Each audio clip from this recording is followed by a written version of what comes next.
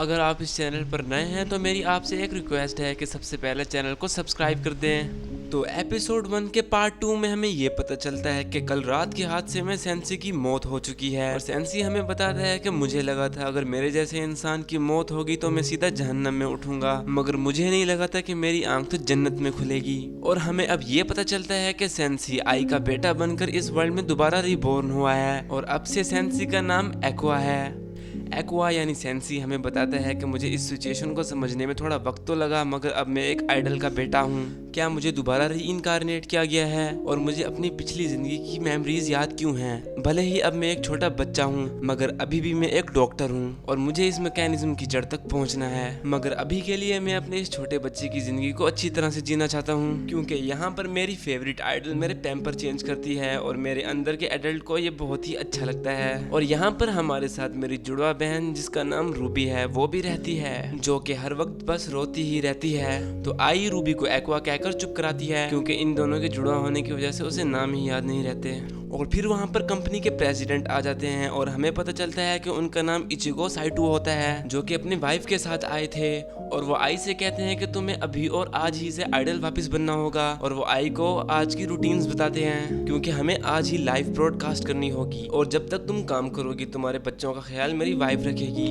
और साइटो की वाइफ का नाम मियाको साइटो होता है। तो आई साइटो से कहती है कि मैं अपने बच्चों को भी अपने साथ स्टूडियो लेकर जाना चाहती हूँ। तो साइटो आई से कहता है कि मेरी बात को गौर से सुनो, अगर किसी को पता चल गया कि तुम 16 साल की उम्र में माँ बन गई थी तो तुम्हारे कैरियर के साथ साथ मेरी एजेंसी भी खत्म हो जाएगी।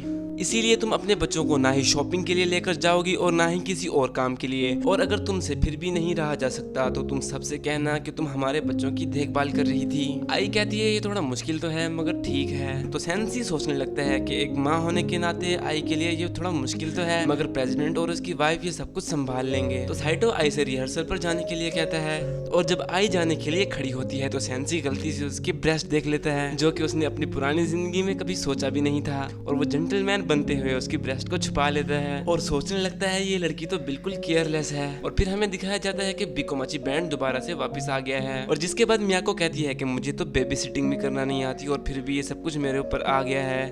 और ये कहते कहते वो वहीं पर सो जाती है। जिसके बाद एक्वा टीवी ऑन करके अपनी मॉम को देखने लगता है, जहाँ पर वो इंटरव्यू दे रही होती हैं। और इंटरव्यू में वो गलती से अपने बेबी के बारे में बता देती हैं। इस बात को छुपाते हुए आई कहती है कि मैं तो बेबी किटन के बारे में बात कर रही थी, जिस पर एक्वा कहता है कि ये लड़की तो सच में होपलेस है। जिसके बाद हमें स्टूडियो दिखाया जाता है जहां पर आई की परफॉर्मेंस थी। तो स्टूडियो में खड़े लोग बिकोमाची बैंड के बारे में अजीब अजीब बातें करने लगते हैं। वो कहते हैं क्या ये लड़कियां स्ट्रॉबेरी प्रोडक्शन के साथ काम कर रही हैं, जिसका तो हमने कभी नाम भी नहीं सुना है। तो नरेटर हमें बताता है कि इस इंडस्ट्री में झूठ को स्माइल के पीछे छुपाया जाता है और बेस्ट परफॉर्मेंस के लिए अगर स्टाफ को झूठ भी बोलना पड़े तो वो भी बोल दिया जाता है। इस इंडस्ट्री के लोग इस तरह से एक्ट करते हैं जैसे कि ये बहुत अच्छी चीज बना रहे हैं, मगर हकीकत में इन लोगों को तो सिर्फ नंबर से मतलब होता है। तो क्या इसका मतलब आई भी बहुत बड़ी झूठी है? जिसके बाद आई की परफॉर्मेंस स्टार्ट हो जाती है और आई इतना अच्छा परफॉर्म करती है कि सारे लोग देखते ही रह जाते हैं। और ये सब कुछ एक्वा भी घर में बैठ के देख रहा होता है। एक्वा यानी सेंसी सोचने लगता है कि मुझे तो उस आदमी को थैंक्स कहना चाहिए कि जिसने मेरा मर्डर किया,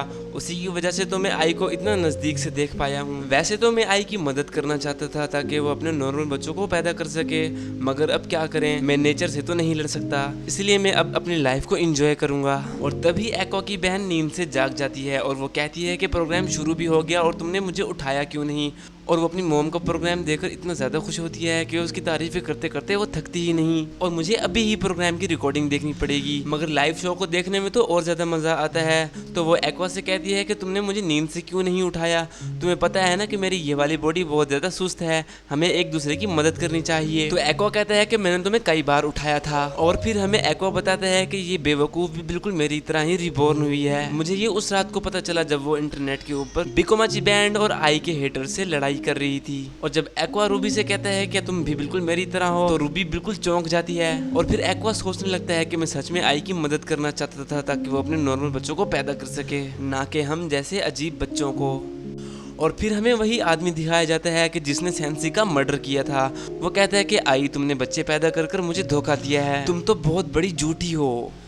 जिसके बाद आई एक्वा को दूध पिलाने की कोशिश करती है, मगर एक्वा तो अजीब अजीब हरकतें करना शुरू कर देता है। और जब आई एक्वा को एक फीडर देती है तो एक्वा उसे मजे से पीना शुरू कर देता है और सोचने लगता है कि एक आइडल से दूध पीना लाइन को क्रॉस करना होगा, क्योंकि अंदर से तो मैं एक अडल्ट ही हूँ। मगर दूसरी तरफ रूबी तो आई से दूध पीते हुए एक्वा को चिढ़ाना शुरू कर देती है। और तभी वहाँ पर साइटो अपनी वाइफ के साथ पहुंच जाता है और आई से कहता है कि हमें काम पर जाना है। और उन सबके जाने के बाद एक्वा रूबी से कहता है, क्या तुम थोड़ा सीरियस नहीं रह सकती? तो रूबी कहती है कि एक बेटी का माँ से दूध पीना तो कुदरत का कानून है और इसका हक तो मेरे पास है। जिस पर एक्वा रूबी से पूछता है कि क्या तुम अपनी पिछली जिंदगी में सच में एक लड़की ही थी ना?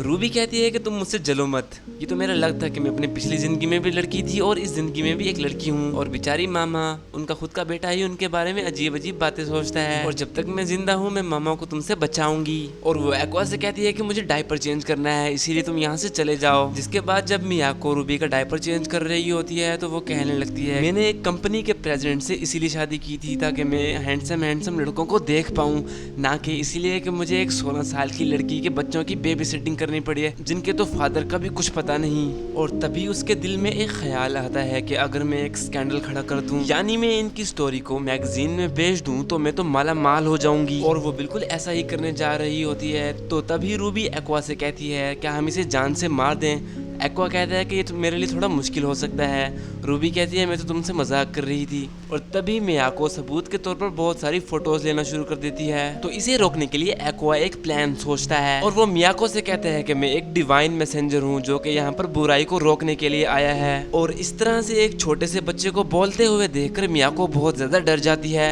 एक्वा मियाको से कहता है, क्या तुम नहीं जानती कि मेयर बेबीज बोल सकते हैं? ये सुनकर मियाको बहुत ज्यादा परेशान हो जाती है और वो कहती है कि मुझे इन चीजों पर भरोसा नहीं है, जरूर यहाँ पर कोई प्रैंक हो रहा होगा। मगर तभी रूबी उसे यकीन दिलाते हुए कहती है कि अपनी औकात में रहो, मैं एक गॉडेस हूँ, तुम एक छोटे से फायदे के लिए अपनी जिंदगी को दाव पे मत लगाओ। आई होशिनो को गॉड ऑफ एंटरटेनमेंट की तरफ से चूज किया गया है और वो जुड़वा बच्चे कोई आम बच्चे नहीं है। आज से तुम्हें उनकी हिफाजत करनी होगी क्योंकि वो गॉड्स की मर्जी पर चलते हैं। ये सब कुछ सुनने के बाद तो मियाको सच में रूबी का यकीन कर लेती है और वो रोना शुरू कर देती है। तो रूबी मियाको से कहती है कि अगर तुम्हें डिवाइन पनिशमेंट से बचना है तो तुम्हें आज से ही आई और उसके बच्चों के राज को छुपा कर रखना होगा और उनके बच्चे जो कुछ भी कहेंगे तुम्हें वो सब कुछ मानना होगा। और इसीलिए अब तुम एक हैंडसम एक्टर से दूसरी शादी कर लो।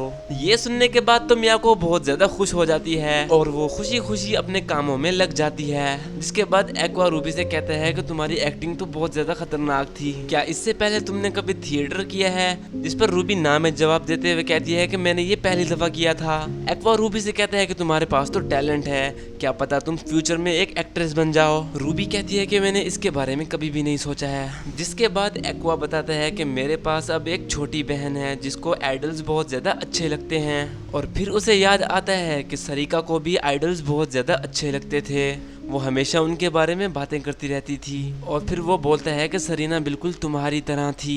ये सुनकर रूबी जाग जाती है और एक्वा से पूछती है कि तुमने मुझे किस नाम से बुलाया? एक्वा कहता है कि माफ करना कि मैंने तुम्हें जगा दिया है, मैं तुम्हारे बारे में बात नहीं कर रहा था। और जब रूबी अपने कमरे में जा रही होती है तो वो एक्वा को देखकर कहती है कि मुझे नहीं लगता कि ये वही डॉक्टर हो सकता है। और फिर हमें ये पता चलता है कि रूबी ही सरीना है। आई को वापस आए हुए 2 महीने हो चुके हैं और अब बिकोमाची ब्रांड भी दोबारा से फेमस हो रहा है, मगर फिर भी आई इस महीने सिर्फ 2 लाख येन ही कमा पाई है। आई मियाको से कहती है कि मिडलमैन बहुत ज्यादा पैसे काट रही है। जिस पर मियाको कहती है कि हम एक छोटी सी टैलेंट कंपनी है और तुम जानती थी कि हम ज्यादा प्रॉफिट नहीं कर पाते। तो आई कहती है कि अगर मैं अकेली होती तो मैं इसमें गुजारा कर लेती, मगर मुझे इन बच्चों को अच्छे स्कूल में भेजना है ताकि ये अपनी जिंदगी को बेहतर बना सकें और इनकी जिंदगी को अच्छा बनाने के लिए मुझे ज्यादा से ज्यादा पैसे कमाने होंगे। अगर ये हालात इसी तरह रहे तो मैं इन बच्चों को खुश नहीं देख सकूंगी। और वैसे भी अब मुझे एक कमर्शियल फिल्म में काम मिल जाना चाहिए क्योंकि अब मैं एक बहुत बड़ी एजेंसी के साथ जो हूँ। जिसके बाद आई अपने लेसन्स के लिए चली जाती है। तो रूबी एक्वा से कहती है कि एक आइडल तो हर महीने 1 मिलियन येन कमाती है ना।